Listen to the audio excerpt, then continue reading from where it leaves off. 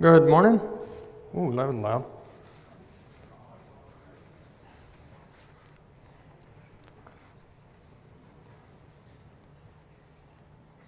So obviously I'm not Josh, and that's okay. Josh is not feeling well, and he asked if I could cover his class for him. So that is what I'm going to do. He only had a couple of chapters left in Acts, so we're going to leave that for him for next week. I think that will be his last class. So he'll cover Acts next week. What we're going to do is we're going to look today at the books of Ezra and Nehemiah. I've been studying these books because it's the Bible Bowl. Those are the books for Bible Bowl this year, so I've been studying that with some of the kids that are doing Bible Bowl. So it's actually a really, really good study. We don't spend a lot of time in Ezra and Nehemiah for various reasons. I mean, they're short books. Many of the chapters are lists of names, so it's really hard, obviously, to teach off of that. But there's also a lot of material that we can glean from that. And one of the things that we try to do in Bible Bowl is to understand the material the way it was written. So obviously we want to understand the context of what was going on in the time that the books were written, and what was happening to the people of that time. But then we also try to understand how and if it could apply to us.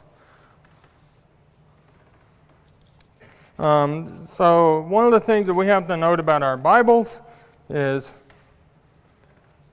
the entirety of the Bible is written for us, but we do have to remember that sometimes it's not written about us. So we have to make sure that when we're studying, that we study the things that we can take away from it, that were written for us, but then we also study and we can understand the things that were happening in the period of time in which these things were written, and then we can glean lessons from those. Examples are used all throughout the Bible, and if we're wise, we will heed those examples. And Ezra and Nehemiah is no exception to that. There are examples of what we should and should not do. There are lists of things that the Israelites are continuously guilty of. But we're going to set the stage, and then we're going to get into the study. And hopefully we can take away some things. And I don't have a lot of notes. I have like a page and a few more, but not a lot of notes. So I hope we have some good discussion as we go through this. I want you to be thinking about how what's going on here can apply to us today. Not every bit of it can, but some of it can, and some of it is very important. So to set the stage for this, there are three attacks. Ezra starts around the time that the Persians defeat the Babylonians. So the Babylonian Empire is coming to an end, and the Persian Empire is coming into power.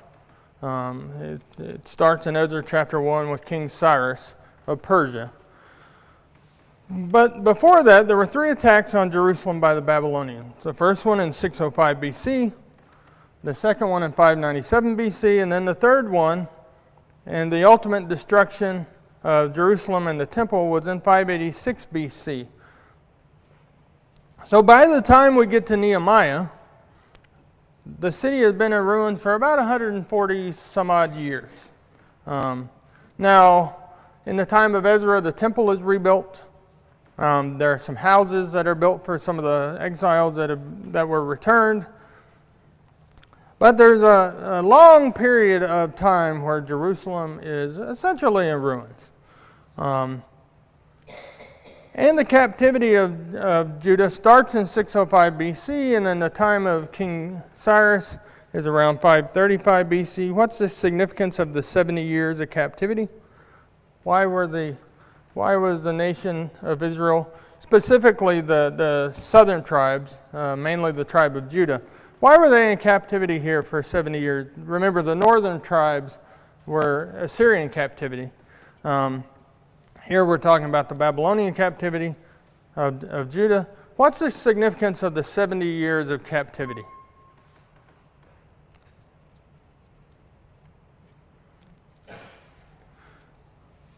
That was prophesied, right? Because that's the nation of Israel had not been observing the Sabbath years in the land.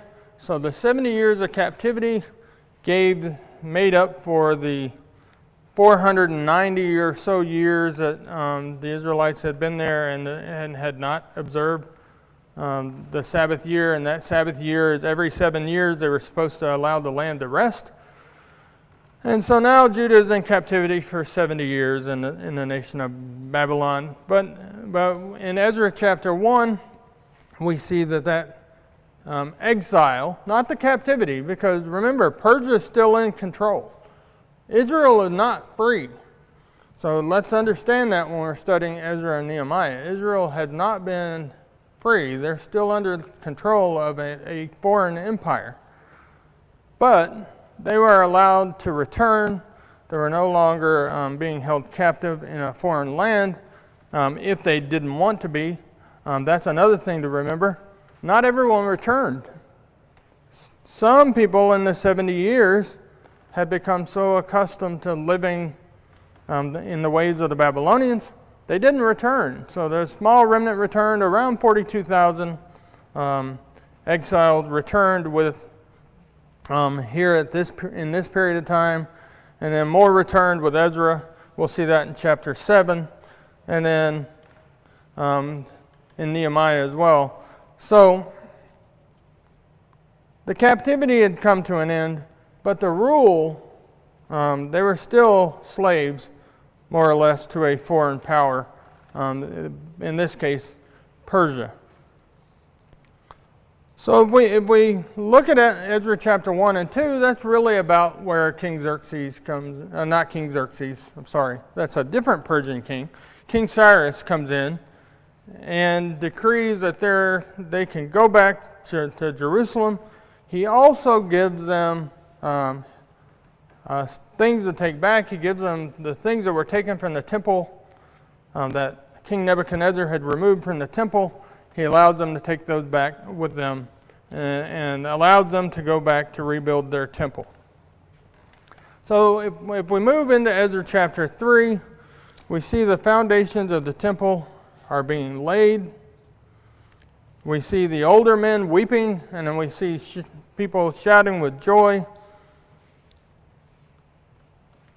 Many think that the older men were weeping, number one, because, the temple was being rebuilt. But number two, they remembered what the original temple looked like. And so there was sadness in seeing the temple in ruins. And it was only just a foundation at this point. So in Ezra chapter 3, verse 10, it says, "In the most holy place he made two cherubim." Let me make note, I'm in 2 Chronicles. This app, sometimes I'll tap in one place and it'll put me in another, but that's okay. So in Ezra chapter 3, verse 10, it says, "And when the builders laid the foundation of the temple of the Lord, the priests in their vestments came forward with trumpets, and the Levites, the son of Asaph, with cymbals to praise the Lord according to the directions of David, king of Israel. And they sang responsively, praising and giving thanks to the Lord, for he is good, for his steadfast love endures forever toward Israel. And all the people shouted with a great shout when they praised the Lord, because the foundation of the house of the Lord was laid. But many of the priests and Levites and heads of fathers' houses, old men who had seen the first house, wept with a loud voice when they saw the foundation of this house being laid, though many shouted aloud for joy, so that the people could not distinguish the sound of the joyful shout from the sound of the people's weeping. But the people shouted with a great shout, and the sound was heard far away." So this was a time of celebration. The temple was being rebuilt. But then it's also a time of sadness, because the temple had been destroyed, and it was seeing it in its current state filled many of the older men with great sadness. So fast forward to Ezra chapter 4, and we're going to look at a number of things that the Israelites continued to do that got them in trouble, got them to this point, and they just don't seem to be able to get away from it. And we're going to parallel that with us today. And if I don't look up, if you have a comment, just throw it out.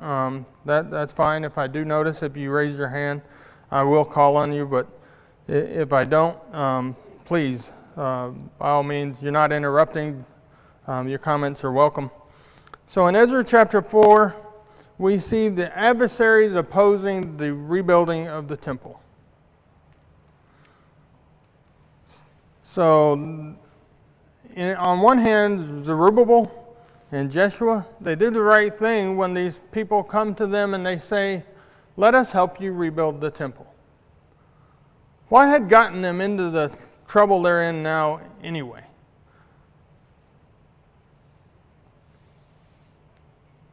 If you go back, and we'll look at this in a minute, but if you go back to Deuteronomy 7, when the people had gone into the nation, had gone into the promised land, God had given them a commandment not to intermarry, not to do all these things.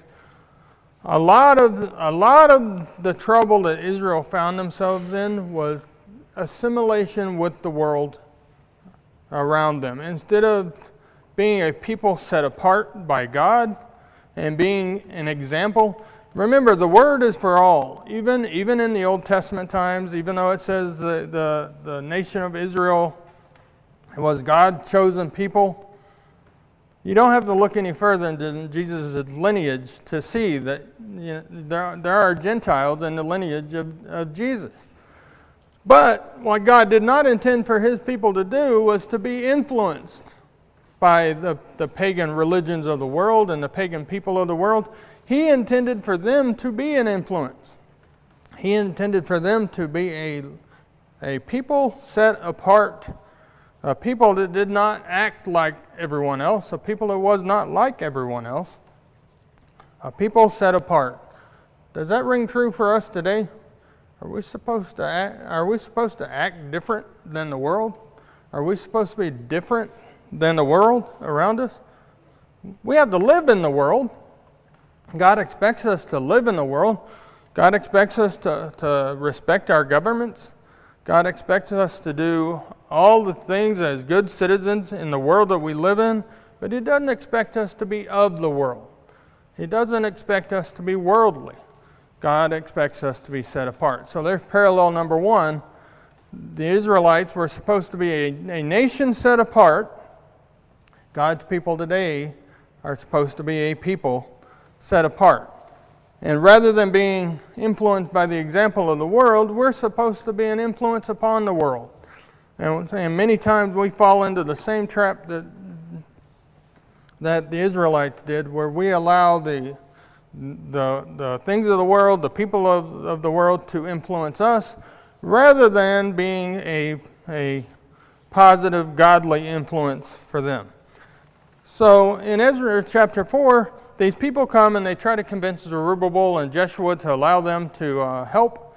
And they're like, no, we must do this on our own. We will do this on our own. Well, the opposition got angry, and they wrote a letter to the king, King Artaxerxes in this case, saying, hey, remember this people are a rebellious people. Do you really want them rebuilding the temple? Do you really want them doing this? They're rebellious people. Just go look at the history books. It'll tell you. Don't believe us. Go look at the history. And so then the decree comes that they're supposed to stop. So what do the Israelites do? They stop. So instead of doing what God had set them out to do, they stop. They fold. And we're going to see why that's a problem here in a second. But they're not committed to the work that they're supposed to be doing. I don't know who my readers are today, but if someone could go to Haggai chapter 1 and read verses 1 through 15. Haggai and Zechariah right here in this period between Ezra 4 and Ezra 5. Those are really good reads. Haggai is only a couple of chapters, but we'll see in Haggai chapter 1 verses 1 through 15.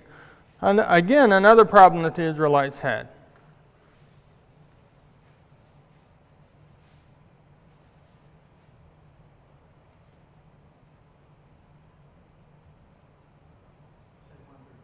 One through 15, yes.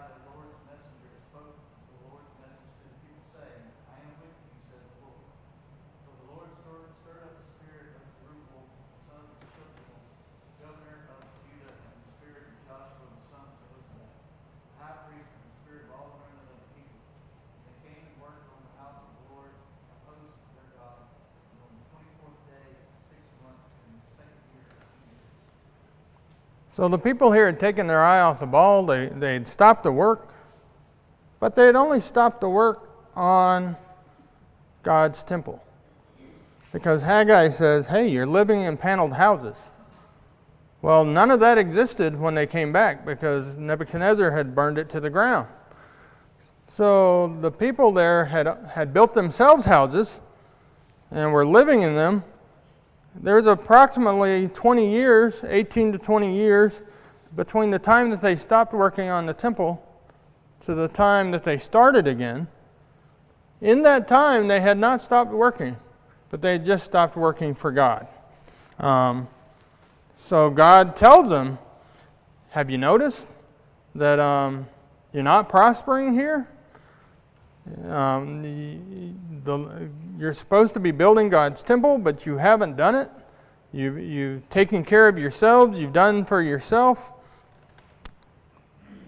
But Haggai goes to them, and when they hear the words of God, they restart the building project. And we see that in Ezra chapter 5. So one of the things to notice here, and Ezra is used sometimes as Ezra and Nehemiah as a example of good leadership. And Ezra and Nehemiah certainly were good leaders. They tried to do what was right in the sight of God. They tried to get the exiled people back to Jerusalem, doing right in the sight of God. In some ways they were successful, in other ways they were not. But this is not two stories of good leadership. Because as you see in Ezra chapter 1, the captives were set free by King Cyrus. Not set free, they were allowed to return to Jerusalem and rebuild it by King Cyrus. God gave his people favor through these pagan rulers, and he's done that throughout the Bible. But it was God working here. It wasn't Ezra and Nehemiah. Ezra and Nehemiah were, and you see both of them say the hand of God was with them. And so they were working for the Lord. They were trying to get the people to work for the Lord. But God was working through these pagan rulers to give his people favor. And we see that in the story of Joseph. So obviously Joseph, his brothers left him for dead. Joseph ends up in the leadership of Egypt, and he rises to prominence because God shows him favor. In the Babylonian Empire, who did God show favor to? Remember the story of Daniel and Shadrach, Meshach, and Abednego? They were given favor in the eyes of Nebuchadnezzar because of God. And God helped Daniel to interpret dreams. And we remember the story of the fiery furnace where God was with them in the furnace. So God shows favor to his people when they are trying to do what he wants them to do. And we see that with Ezra and Nehemiah as well. We see they are shown favor by the kings of Persia. Nehemiah in Nehemiah chapter 2 goes into the king. He's his cupbearer, and he approaches the king and he tells them what's troubling him, and the king shows him favor by allowing him to return and blesses him. That is God working because his people were trying to do what was right. So God here is showing favor to his people, but we're going to see his people again make the same mistakes. But looking at their getting distracted, they were made to stop, but then they got distracted. Do we get distracted today from what we're supposed to be doing? Do we spend, if you count it up, and you don't have to do this, you don't have to raise your hand and tally it up, but you can tally it up in your own mind. If you count up all the time you've wasted doing things contrary to what God would want you to do, for a lot of us, it would accumulate more than we would be proud of. We would not be proud if we actually sat down and we thought about all the things that we've done in our lives that God is probably, that we could not say was in accordance with God's will. Many of us would not be proud of what that total would be. Well, these people here in Ezra chapter 4, 20 years pass by while they're doing their own thing. They're living their own life, but they've stopped doing the work for God. And so that's where Haggai comes in and reminds them, hey, it's not about you. God's work is sitting here unfinished while you guys are taking care of yourselves. And if you notice, God's blessing has not been with you. Your crops are not coming in. It's not bountiful. There's all these things that you're doing you're not reaping the full benefit of these things because God is not with you while you're doing your own thing, and God's work is left undone. So then we see in Ezra chapter 6 through 10, we see that Ezra shows up on the scene in Ezra chapter 7. So God gives Ezra favor with King Artaxerxes. If you look in chapter 5 and chapter 6, that's where they started the work again. And again, another group comes to them and tries to give them trouble. This time they appeal to King Darius. And Darius looks in the archives and finds the command of King Cyrus. Well, the way it worked in Persian culture, if a previous king had given a decree, that decree stood no matter what. Similar to a lot of other governments, governments don't typically like to go back and, well, we don't see that in our country these days, but don't like to go back and undo the things that their predecessors had done. So in Persia, since Cyrus had decreed it, Darius said, this is allowed, and not only is it allowed, we're not going to tax them, they're going to be free of tribute, and we're going to help them, just like King Cyrus said he would help them by giving them resources to allow them to continue their building. So then, like I said, Ezra shows up in chapter 7. God gave Ezra favor with the king. So Ezra gets to Jerusalem in chapter 9. And what does he find? He finds that the people there had already started intermarrying. So Ezra brings a second group of exiles with him. It's some period of time after the first group had come, probably around 40 or so years from the first group, maybe a little longer than that. Ezra comes onto the scene with a group. He brings some Levite priests with him as well. And he finds there that the people had already started intermarrying with these pagans. Again, the nation of Israel was not setting itself apart. And we're going to look at, because on one hand you think, well, what's the problem with them intermarrying with other people? Is that a problem for us today? Is what's going on here? Surely God didn't only intend for the nation of Israel to be saved. Well, if you look at Jonah, for instance, the Ninevites were spared by God. Now, we don't know what their ultimate outcome was, but the Ninevites were spared by God. Again, in Jesus' lineage, we have Gentiles listed in the lineage of Jesus. So, even in Old Testament times, it wasn't just for the Israelites, but there is a distinct reason why God did not want them to intermarry. So if we look at Ezra chapter 9, verses 6 and 7, it says, "Oh my God, I am ashamed and blush to lift my face." This is Ezra after finding out these things. He's talking to God. "Oh my God, I am ashamed and blush to lift my face to you, my God, for our iniquities have risen higher than our heads, and our guilt has mounted up to the heavens. From the days of our fathers to this day we have been in great guilt, and for our iniquities we, our kings and our priests, have been given into the hand of the kings of the land, to the sword, to captivity, to plundering, and to utter shame, as it is today.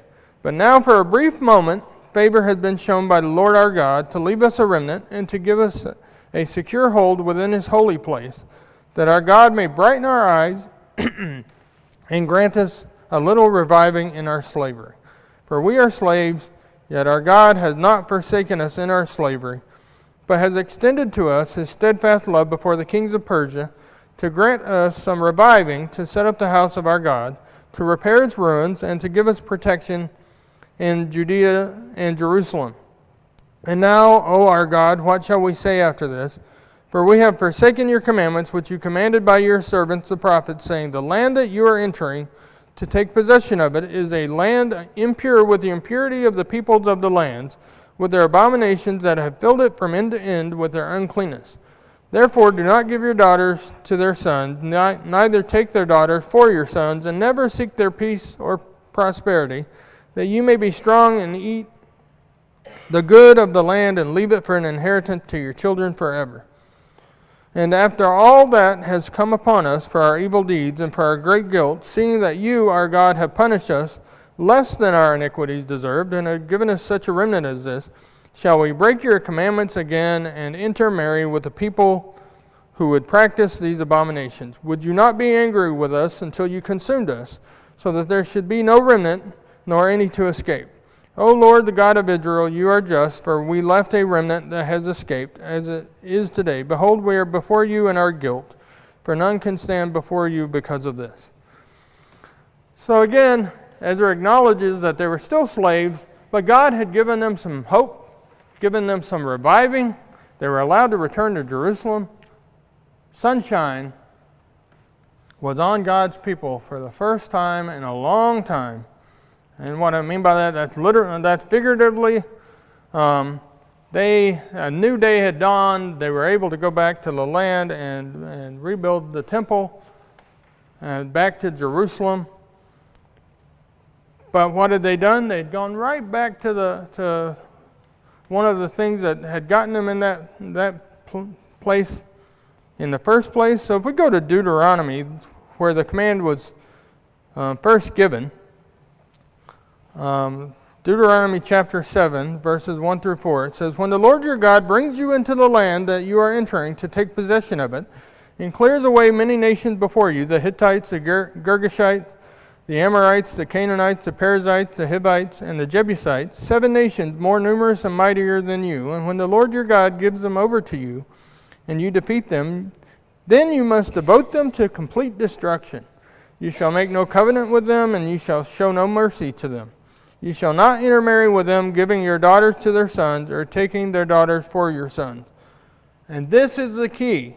Verse 4, For they would turn away your sons from following me to serve other gods. Then the anger of the Lord would be kindled against you, and he would destroy you quickly. So why were they not to intermarry with the other peoples in the land? Because they would turn them away from God. Now, did God want those people to turn to him?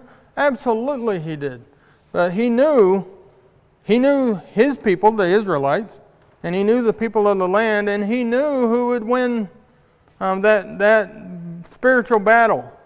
He knew that his Israelite people would turn toward the idol worship, and all the other pagan things that were going on. He knew his people would fall away.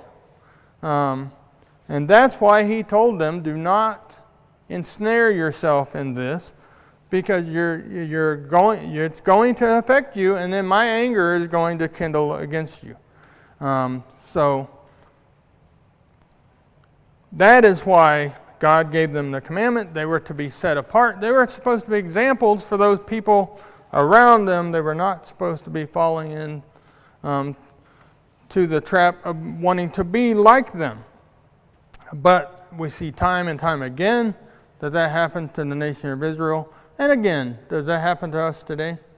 Do we fall into the things of the world because like I said, we have to live in the world, and we encounter people every day that are, I hear people all the time, and I know a lot of people that are not members of the church, but they're some of the nicest people I'd ever want to meet, and I think it's a good opportunity for us to share God with them, and to show them God through the way we live. But you also have to guard against being pulled away into the world and becoming losing sight of what's supposed to be central and important in your life by getting too close. I don't mean by close relationship, but getting too close to the worldly things and getting pulled too far away from God. And that's what happened here. And it can happen to us today if we don't have if we're not grounded in our faith with God. And that's exactly why God did not want his people doing this, because they would get pulled away and they would be affected, and God's people would no longer be his people. They would turn their back on God, and then God's anger would kindle against them. And we see that time and time again throughout the Old Testament. We also see that today. I mean, when God cannot be happy with some of the things that are happening in the world around us. He just can't. We as a nation, believe that we can go it alone and that we can solve all the world's problems on our own. We hear in news reports the U.S. is a superpower. Well, I don't believe that for a second. Maybe in the eyes of the world, but there's only one superpower in this world. God controls everything. Even today, with all the military might that the U.S. has, if you've noticed, isn't our country falling further and further and further out of favor with the nations, with the rest of the nations of the world? You see all the trouble that we have with Russia, all the trouble that we have with China. God not putting us into favor with other nations like he did with Daniel, like he did with Joseph, like he did with Ezra and Nehemiah. We're not getting the positive responses like the Persian kings gave to Ezra and Nehemiah here. In many cases, it feels like the rest of the world hates us. Well, why is that? God can work through, and we see that in the Bible, God can work through pagan rulers to give his people favor, but he's only going to do that if they deserve it. Yes, Emily? It's hard to hear no. I want it right now, why can't I have it? And this isn't, it's easy to analyze looking backwards at what they went through. But there's a bigger plan at play here. I mean, everything that they're going through is paving the way directly to the cross. And they don't realize it. So it's a lesson in patience, and God's not being mean to you. There's a reason. You just have to wait. Ye- For it. And it's hard for us to, especially in today's society, when everything's about instant gratification. Amazon, they have a buy now button, which is something I try to avoid. I may or may not have ordered something this morning. But, I mean, that's what our society's pushing us towards. But sometimes the best thing to do is just to wait. God knows. His plan is perfect. It may not seem right to you, but in the end, it'll always work out the way he wants it to. Yeah. I heard a good analogy, and we're not going to get to Nehemiah this morning, but I want to leave you with a couple of things and an analogy here. But if you've ever driven out west and you see the mountains off in the distance, they look like they're just a row of peaks. And it's like almost two-dimensional. It's almost like on a painting where you would just see a row of peaks. But then once you get to the mountains, you realize, hey, there's a lot of peaks, and that peak is back there, and this peak is up here. And then you're in the mountains, and you're driving up over one peak, and now you see this deep valley down below, and then up to another peak, and then to Emily's point, that's how God's prophecy works. That's how our faith works. There are going to be peaks. There are going to be valleys. Some prophecy is going to be fulfilled here, and it may be another 100 years, or it may be another 100 miles to the next fulfillment. We have to have that patience and be able to, when we observe prophecy being fulfilled, and a lot of prophecy has been fulfilled in the past, a lot of it could be being fulfilled now, and then there'll be prophecy being fulfilled in the future when Jesus returns. All of these things, though, we have to have that patience. Yes, buddy? I think we really need to be serious when we're talking to our children about selection of mate, because the pool of acceptable candidates for husbands or wives is getting smaller and smaller. I heard just recently that if you wanted to join the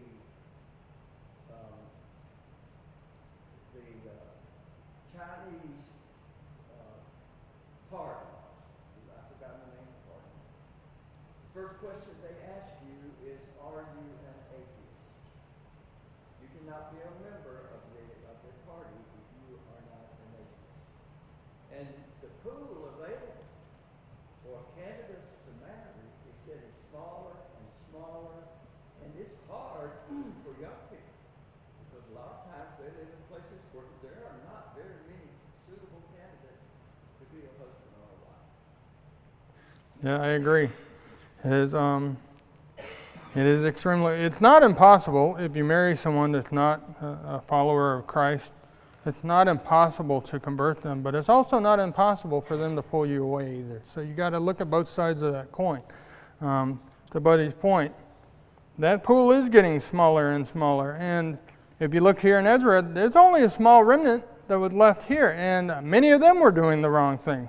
So the pool was small here too, and it does matter. It does matter who you align yourself with. Not only in marriage, but in all aspects of your life. You have to make sure that you're aligning yourself in a way that God will bless you.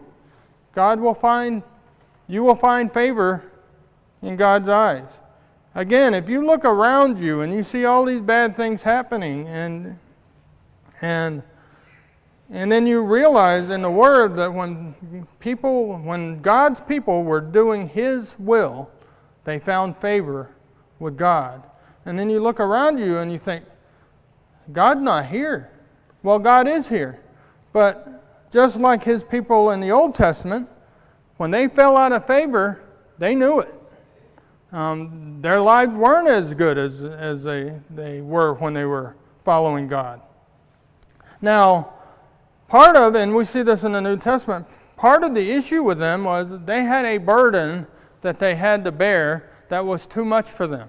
All of the old law, and you see Paul talking about it in the New Testament and others, the old law was a huge burden that they had to bear.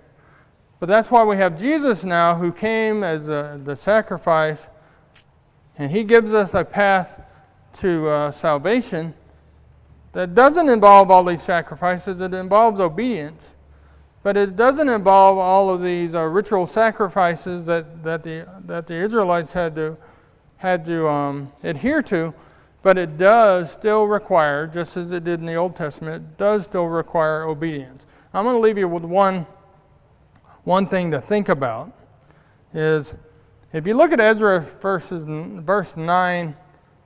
Chapter 9, verse 3, and then you look at Nehemiah, I think it's verses 23 through 25. There's something funny, and I just chuckled a little bit. I don't know, maybe it's just my weird sense of humor. But I chuckled a little bit. When you notice in Ezra chapter 9, verse 3, Ezra is so upset about this transgression that he pulls out his own hair. Well, that's got to hurt. But then in Nehemiah,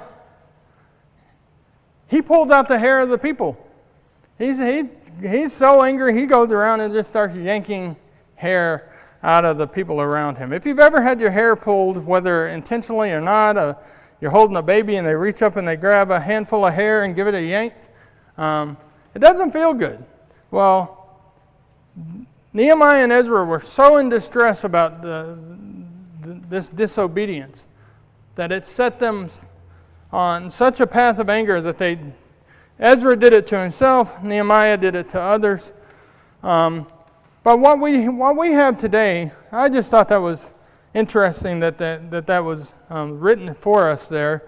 What we have today is a leader in Jesus who is better than Ezra. Now, I'm not talking about the 90s alternative band, but better than Ezra and better than Nehemiah. We have a leader in Jesus that if we follow Him and we do the will of God, He has promised to bless us. He has promised us a home in heaven. All the blessings that God gave His people in Old Testament times when they were doing what they were supposed to be doing are a promise to us today if we just do what we're supposed to be doing. All right, we're a couple minutes over. I appreciate